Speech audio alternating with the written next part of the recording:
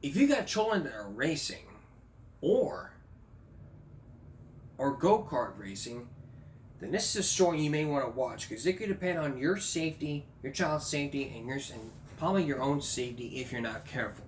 Good evening and welcome to Give Me a Break. I'm John the Carmody. Safety is the number one priority when it comes to whatever you drive, whether a car, whether an automobile, or any vehicle at all. But go-kart racing is probably the one. It's the most questionable thing ever. So if you're zipping around safe tracks at 70 miles per hour, you could be at risk. And point out this, we're not saying whether or not your child's concerned about safety. What we are concerned about is whether it's safe or not. So is it? Take a look.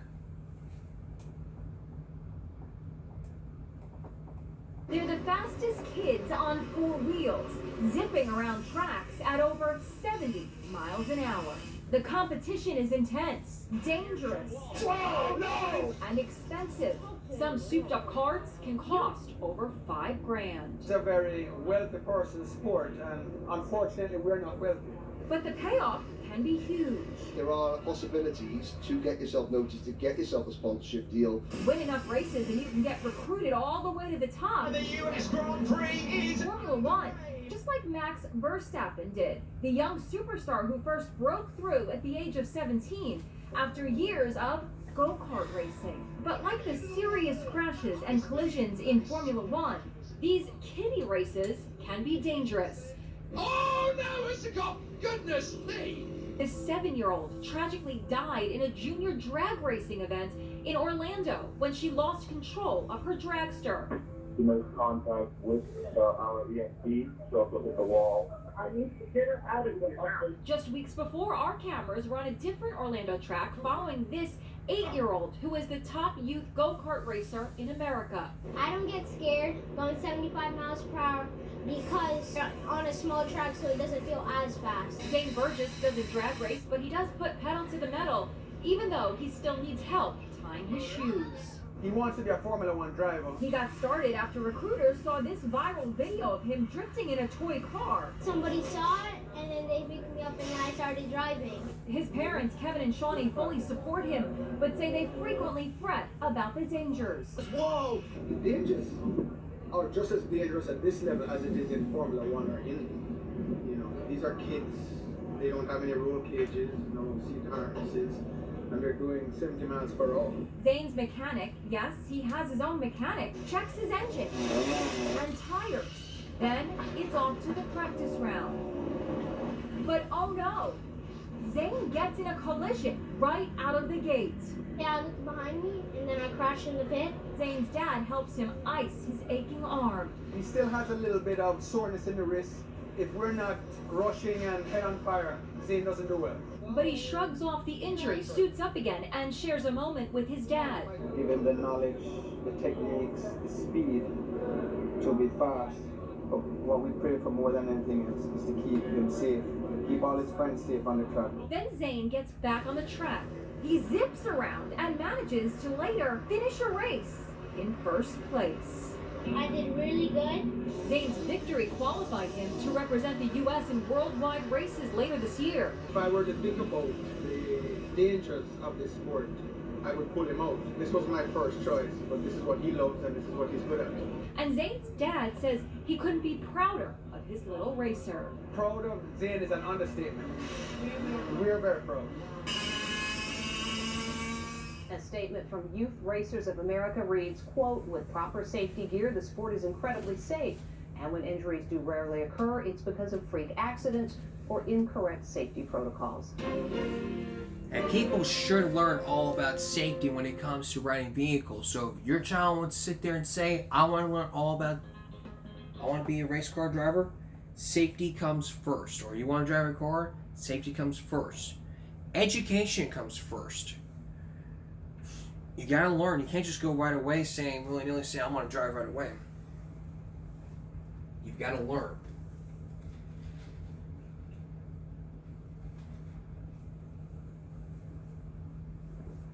And if you don't learn,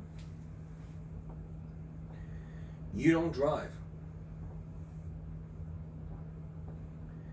That's exactly how people feel when it comes to learning all about safety. But what really needs to happen here is this. If you don't know anything about riding or racing, you could be at risk. We're not stressing you parents out there not to make your child race again. What we are stressed about is making sure your child learns all about safety. How does that happen? Well, basically, education comes first. And the next video we'll see in just a second, it's all about learning how to ride an ATV. But for youth races, it's like we don't care about everyone's education, assuming the parents it's who taught the child. So it's what, blaming the parents? Come on. We probably should blame the industry for safety. Or when it comes to safety gear and safety equipment. Still ahead, how expensive lesson when purchasing college. But first, is ATVs or ATCs the most dangerous vehicle ever? You'll hear some cases to where children have been accidentally killed by these vehicles, and the parents who sue the manufacturers, and even the people who say education comes first. Later on, Chris Papps with Project Baltimore. Please stay with us. 3-wheelers, 4-wheelers, ATVs. They're the most dangerous vehicles on the market. If you owned one years ago, you should have listened to this story. And if you still own one or bought your child one, you need to listen up really good. If you own these vehicles, your child could be at risk. If you are parents, you should. If you talk to the parents of people who lost their child in these ATV accidents, then you should have known. Over 6 years ago, the Honda Corporation made these 3-wheelers, and when they heard about accidents, people have sued the Honda Corporation because of these accidents. But now, for the very first time, you'll get to hear these accidents, and you'll get to meet somebody who represents Honda, who represents all the industries, who say more needs to get done. Here's Ed Bradley.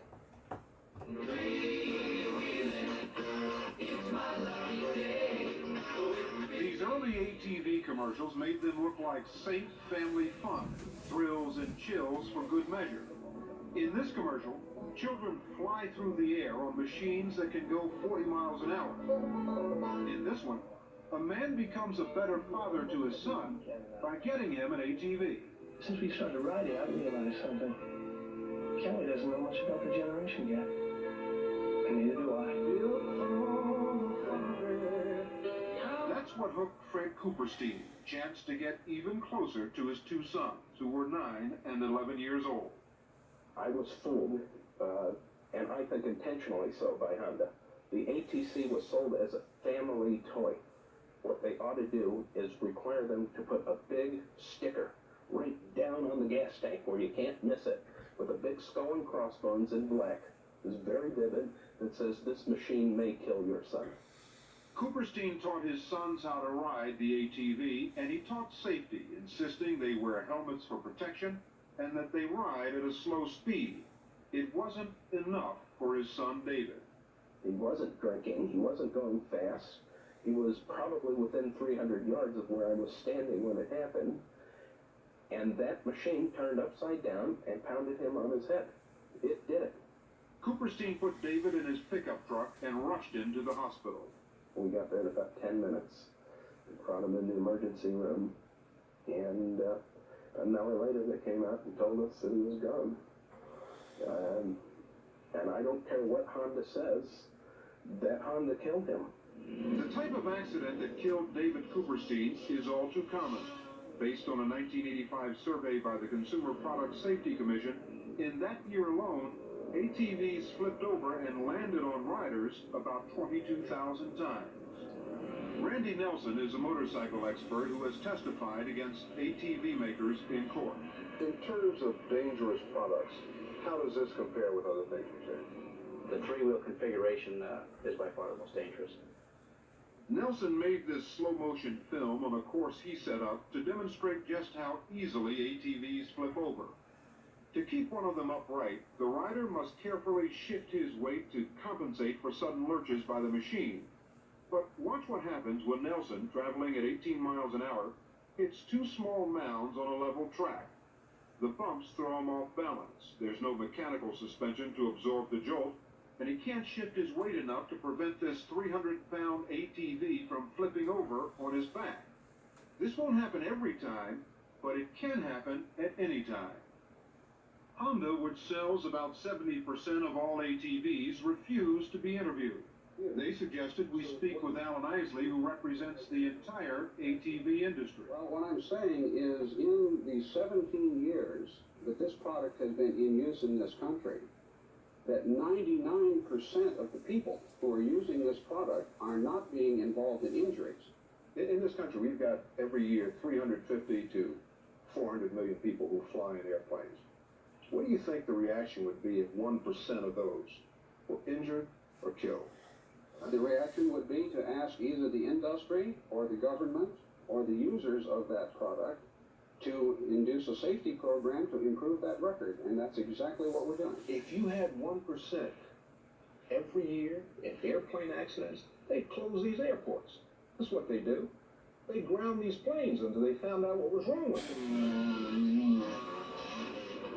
According to the Consumer Product Safety Commission, 1 of every 20 ATVs is involved in death or injury each year, and children are victims more often than adults. This 14-year-old girl is one of about 1,600 riders injured seriously enough each week to be admitted to emergency rooms. She survived the head injury, but in the past 5 years, more than 600 riders, nearly half of them children, have died in ATV accidents. The list of lawsuits against ATV makers now exceeds 500. One of them was filed by the mother of Wendy Molitor. Wendy was 9 years old when she hopped on the back of an ATV. And while riding, they made a turn. And when they turned, the ATV flipped over. And it landed on Wendy, and it broke her neck. And if things go wrong... Wendy Molitor is now a respirator-dependent quadriplegic.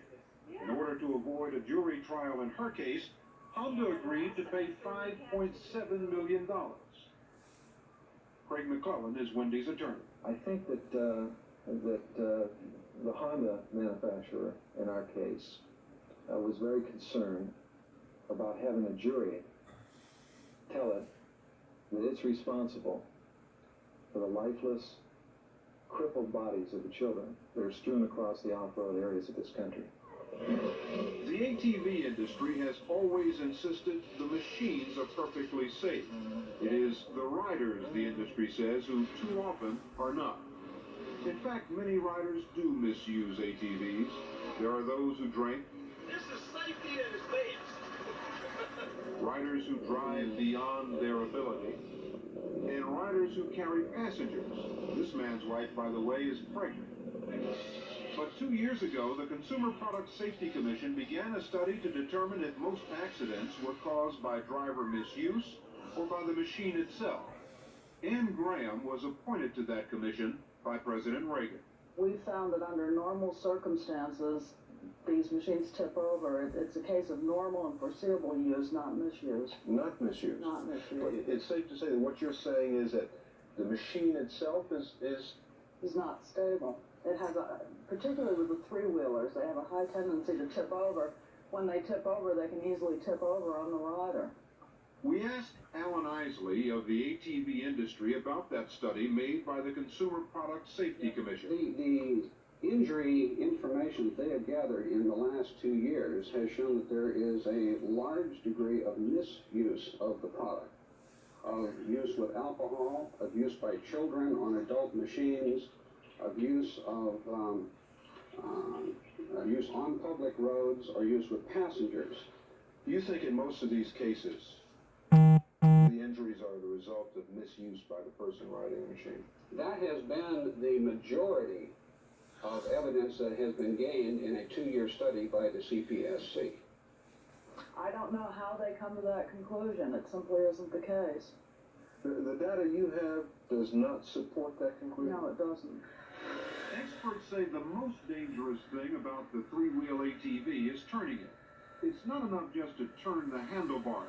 The rider has to shift his body weight and tilt the machine off balance.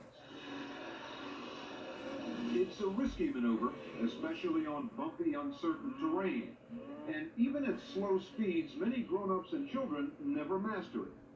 Congressman Doug Barnard is chairman of the House Consumer Affairs Subcommittee, which has demanded a recall and a ban on ATV production. Isn't that a drastic measure? It's not drastic when you consider the record. When you look at the record of deaths that came about because of the malfunction of the Pinto, only 90 people died. There have been 600 people die from this particular equipment. You take all of the other products that have been recalled from the marketplace, none of them have the record that this vehicle does. This is a product that was marketed for kids. It is to be used by kids. Did they test them to see if they were safe for kids to We be have used? no record that they did. We have no record that they really tested the marketplace, that took kids and put them on these vehicles to see how competent they were in the operation of it. We had no examples of that at all. During the Christmas season 5 years ago, Jeff and Janet Vance of Gatlinburg, Tennessee, who are suing Honda, bought ATVs for their son. The boys had to study the instructions in the owner's manual and pass a quiz before the Vances would let them ride. Nonetheless, their son Bob lost control of his ATV. Some days later, it was discovered he had suffered a ruptured pancreas. He was in unbelievable pain. And, you know, they strongly indicated to us that he wouldn't live. And then the doctors, after they did surgery, the surgeon came out and said, we have literally named him the miracle child. And are all of this as a result of something that you bought because you thought it was totally safe? Before they bought the machines, the Vances say they questioned the Honda dealer carefully about the ATV's safety record. What kind of questions did you ask him? I asked him specifically, had they heard of any injuries on ATCs? And he said no, that they had not heard of any, and they'd sold a lot of them. Well, what do you say to the people who make these things?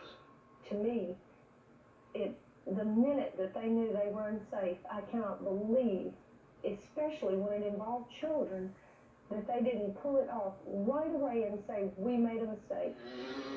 Under pressure from Congress, the industry did tone down advertising directed at children.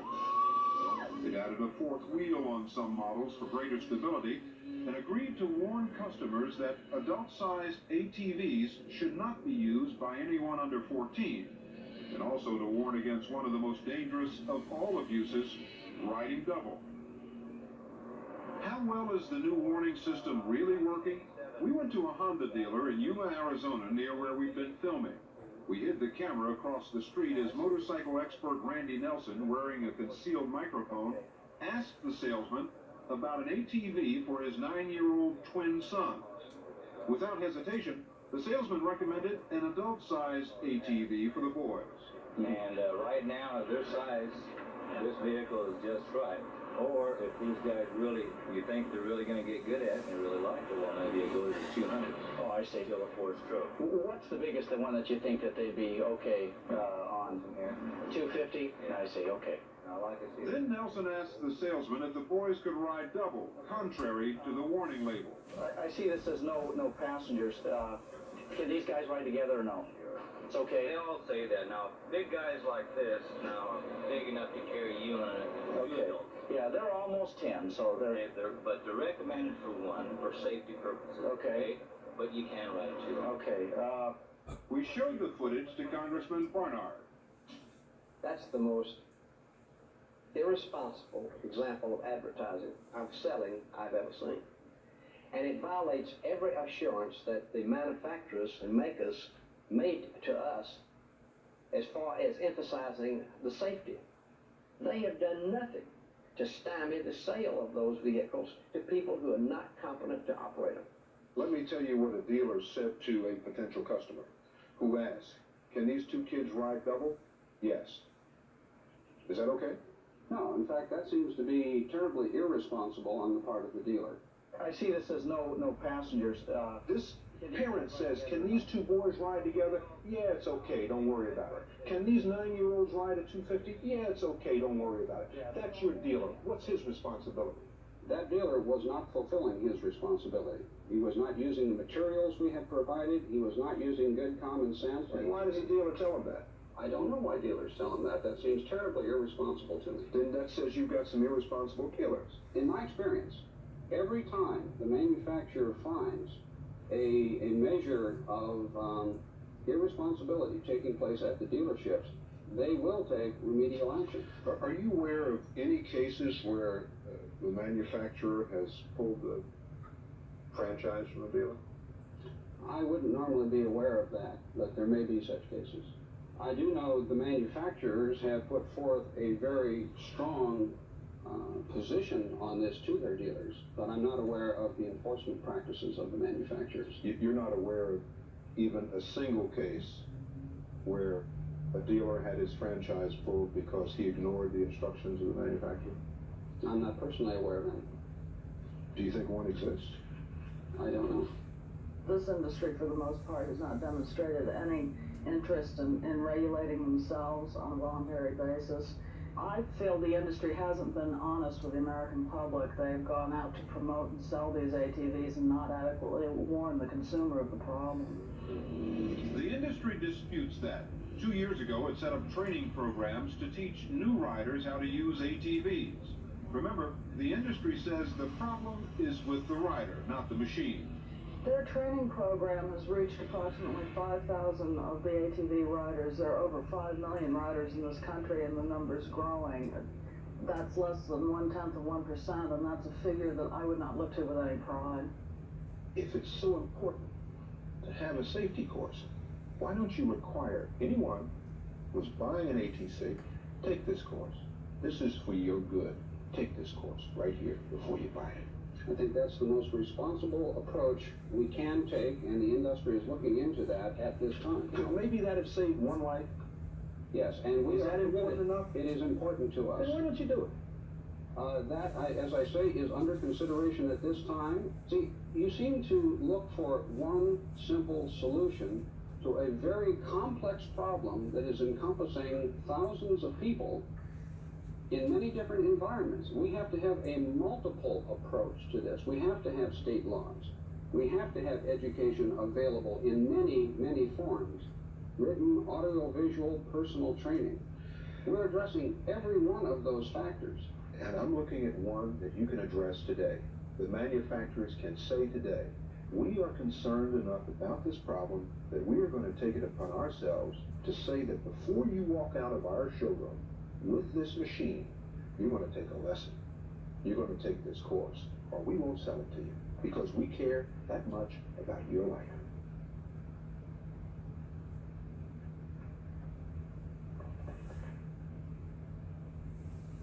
Can you do that? Yes, we can do that. The Consumer Product Safety Commission isn't waiting around for that to happen. Having just determined that ATVs pose an imminent hazard to public safety, the Commission will soon go to court to force the manufacturers to recall all 3-wheel ATVs and all 4-wheel ATVs which are used by children under 16. The total cost of the recall could exceed $1 billion. Wow. $1 billion. Education comes first when it comes to ATVs. So you ride an ATV, find somewhere that can have these things, or if not, you teach them about safety. But be warned. Heed this warning. Never mind. Coming up, how expensive is college? Steve Croft explains, and still ahead, Project Baltimore. Stay with us. Youth Parliament taught an expensive lesson about paying too much for private colleges.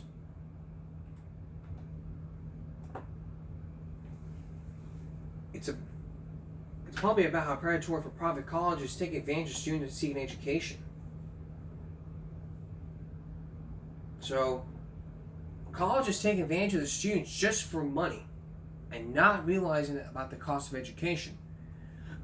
can be really pricey, because we're about to show you it's an expensive lesson. Here's Steve Croft. Not an artist? It doesn't matter anymore. If you've ever watched daytime TV, you've probably seen one of Career Education Corporation's ads offering students a brand new life. Ever think you could be part of this? With the right training, you can. That one was for the Catherine Gibbs Schools, which were bought by Career Education Corporation in 1997 and make up just a small part of its scholastic empire. At the NASDAQ, John Larson, Chairman and CEO. A year ago, CEC was one of the hottest stocks on the NASDAQ exchange, with 5 years of record growth and $1 billion in annual revenue. It comes from nearly 100,000 students at 82 different campuses, offering programs in everything from computer animation to the culinary arts. Brooks College in Long Beach, California, offers training in fashion and design, but these Brooks graduates have a special nickname for their alma mater. Brooks College. Brooks College? Yeah. Why do you call it that? Because they robbed us. Everything was a lie. What was the biggest lie? Job placement. 98%. Job placement. Making how much money? They said like starting 30. Yeah, like or more. 30 a year or something like that starting. Brooke Schulberg, Shanae Thurston, and Amanda Harris enrolled to study fashion merchandising after the school signed them up for tens of thousands of dollars in student loans and showed them videos like this one, promising to help them get jobs with companies like Giorgio Armani. Did Brooks College find any of you a job? No. Did they make an attempt to find you a job? No. The school declined to comment, but we do know that all 3 women graduated near the top of their class, and when we spoke to them a year later, none had been able to find the kind of jobs they were supposedly trained for. Brooke was managing a telephone store, Amanda was unemployed, and Shanae was selling t-shirts, all of them heavily in debt to get a 2-year degree they now believe has little value. The school has no credibility with the fashion industry whatsoever. How much did you pay to go there, and how much did you borrow? I'm in debt about $37, $38, somewhere around $1,000. I'm $50,000 or more. 33, 34, I have no idea. You think you were ripped off? Definitely. I'm not happy about it at all. Those aren't just the isolated gripes of a few disgruntled students.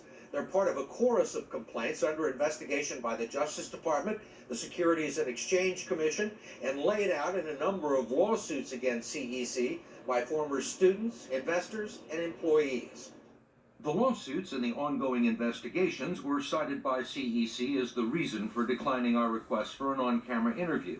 But there were plenty of other people willing to talk on camera. Explain why you have sunglasses and a visor on. I'm completely embarrassed that I ever worked at Brooks College or for CEC. This young man and 2 of his former colleagues, Barry Ross and Eric Shannon, used to work at Brooks College. They say there were some dedicated teachers there, but that the administration was more interested in making money than educating students. What was your title? Admissions representative. Right, but we're really salespeople. Selling the dream, basically. Sell me the dream. We're selling you that you're going to have a 95% chance that you're going to have a job paying $35,000, $40,000 a year by the time they're done in 18 months. Is that true? No. We later found out it's not true at all. Yeah, it wasn't true at all. According to this evaluation report from the Western Association of Schools and Colleges, only about 38% of Brooks students ever finish the program, and the average starting salary for all graduates is less than $11 an hour. The admission counselors told us they were expected to enroll 3 high school graduates a week, regardless of their ability to complete the coursework. And if they didn't meet those quotas, they were out of a job, which is what the man in the sunglasses says happened to him.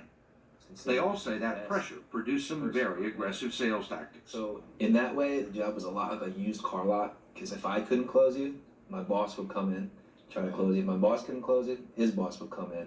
So if you were a warm body and you walked through that door, you were going to get the full workout. Oh, yeah. Yeah, especially if you have $50. Yeah. That's the enrollment fee. Well, you need 3 things. You need $50, a pulse, and you got to be able to sign your name. That's about it. Do a government loan for them. Right. The government-backed student loans are crucial to the entire industry. In 2003, they made up nearly 60% of CEC's revenues. And in order to be eligible for that money, CEC is required to provide students with accurate information about job placement. Would CEC exist if it weren't for the government loan programs? Well, I don't believe that they would be a billion-dollar company in 10 years if it weren't for the federal government loan programs. Until she was fired a few months ago, Tammy Hansen was the national manager in charge of student placement for all of Career Education Corporation's campuses in the United States. She's one of more than 50 current or former employees we spoke with at more than a dozen schools, all of whom told us variations of the same story. What was the corporate culture like? All about the numbers. Getting students in the seats. Getting students enrolled, getting students in the seats, keeping students in the seats, getting them passed enough to graduate, and then trying to get them any job we could. But getting students any job they could did not necessarily mean getting them jobs they were trained for. And she says a job placement could mean just about anything. It may be that, they end up placing them folding t-shirts at the Gap in as a fashion grad, which is fine, but not what they were promised in the beginning. And a job they could have gotten without paying $15,000 or $30,000. Actually, it's more like 30 to 60 to 80, depending on the program. Hansen says the quality of education varies from school to school, and that there are some very good programs and highly motivated students who find successful careers. But she says too many students simply don't have the aptitude or the skills necessary to succeed in class or the workplace. They were not prepared, but at the same time, the instructors were very pressured to pass them through that class to keep them in school. So they could keep collecting the government So they money. could keep the revenue. CEC has denied these and other allegations in response to various lawsuits, and says it's made compliance with government regulations and investigating complaints a top priority. Chairman John Larson wrote us saying, "We'll investigate the situation cited in your report and take appropriate corrective action as violations are identified." And it did not take us long to find a violation. To see how the admission process works, we sent 60 Minutes associate producer Jennifer McDonald with a hidden camera to a number of CEC schools in the New York area. At the Catherine Gibbs School, she began by asking about graduation rates. How many people graduate? I'd say about 89% graduated. 89% graduate? Yes. Not even close. According to the Department of Education's most recent figures from 2003, this school's graduation rate was 28.6%, not 89%, a difference of 60 points. Federal regulations require that prospective students be given the official statistics in writing prior to enrollment, and the admissions rep seemed ready to sign her up. You came to this point where you want to give it a shot. Go the whole way, my opinion. And when Jennifer wanted to know about a career in fashion, this is what he told her. Teenage jobs pay a lot of money. You're looking at, if you take this craft and be very, very serious about it, you could make anywhere from hundreds of thousands to, if you go up to a designer. But not everything at Career Education Corporation is fashion or business. Its Sanford Brown Institutes prepare students for careers in healthcare, training ultrasound and cardiovascular technicians, as well as medical and surgical assistants. The admission representative at Sanford Brown in New York told our associate producer that the school was highly selective. So Jennifer did everything she could to disqualify herself for admission to become a medical assistant, a 9-month program that costs almost $13,000 and prepares students for an entry-level position. My GPA was not very good. It took me 5 years to get through high school. I was kind of a stoner in high school. When lousy grades and revealing prior drug use weren't enough to get her rejected, she tried a different approach. And I have a problem with blood, to be honest with you. Is that going to be a problem? 97% of our students have a problem with blood. Okay. Okay. The first day of that module, they don't hand you a syringe and say go for it. Okay. The school did require our associate producer to take an admission test. So as long as I get 13 out of 50, I'm okay. I think I can do that. Okay. She intentionally flunked it, getting just 7 out of 50 questions correct. So the school allowed her to take another test with different questions. This time, the admission rep said she had doubled her score to 14 out of 50, and that was just good enough to qualify for admission. No way. Although it was easy to get in, this counselor, in fact all the counselors, told Jennifer that she would have to work hard and attend class to complete the course. But Tammy Hansen says what CEC is most interested in is the tuition. They want to say that the student comes first, but I think it becomes very obvious to anybody that works at the school that the student does not come first. Where does the student come? The student comes with how many dollar signs are attached to them, and anything after that is secondary. CEC isn't the only publicly traded career school operator in trouble with the federal government. Last fall, the Department of Education handed out its largest fine ever, $9.8 million, to the Apollo Group and its University of Phoenix for admitting unqualified students to boost enrollment. And a year ago, federal agents raided the headquarters and 10 campuses of ITT Educational Services, investigating charges of falsified grades and attendance records. Nick Glakus is president of the Career College Association, a Washington lobbying group that represents 1,100 career colleges in the United States. This is not an industry-wide problem, and let me address the whole question of being under investigation. Allegations, from a legal standpoint, are not facts and are not evidence. Glakus says career colleges are a passport into the middle class for millions of people, a gateway to the American dream. 25% of our students are working adults, 50% are minorities, 70% are the first in their family to go to college. This is an extraordinary success story. Congresswoman Maxine Waters, who represents the poorest district in Los Angeles, isn't so sure. For the past 15 years, she's been the industry's most persistent critic. I have seen young person after young person who simply wanted to get trained for a trade or for a job get ripped off. Why hasn't anything been done? Well, you know, these private secondary schools are very sophisticated in its politics, and they actually have members of Congress who protect them. Over the past 2 years, career colleges and lending institutions that benefit from government-backed student loans handed out more than $1 million in campaign contributions to members of the House Education Committee. Half of that money went to the committee's two ranking members, Chairman John Boehner of Ohio and Buck McKeon of California. Both declined our requests for interviews. As for the sales reps we spoke with, Barry Ross has filed a discrimination lawsuit against CEC. Eric Shannon now works in finance, and the young man in the sunglasses is selling cars. And the Brooks College graduates? They feel betrayed. They say they were sold the idea that an investment in education would change their lives. This investment did, but not in the way they were promised. My mother told me to declare bankruptcy, and I'm only 21. We're all students that did everything we were supposed to, gave it our all, and we're still jobless. You know, like it doesn't make sense. After our report, and as a result of this story, the House Committee on Education held a hearing on alleged abuses in the for-profit industry. As for CEC, in May, 62% of the company's shareholders withheld their support of the company's leadership. It's all about support. It's always been about support. And probably nobody cares. I'll be back in a moment. Coming up on Friday, the Project Baltimore story, and probably another 60-minute story. I don't know what we're going to talk about, but I'll think of something. Probably Kansas Star. I'm not sure. That's all for this issue Gaming Break. Wednesday going to Thursday. We'll see you in Gaming Break Friday. Follow us here at YouTube at Gaming Break. Stop avoiding, speak up, concentration, not strength. No jaywalking. Good night.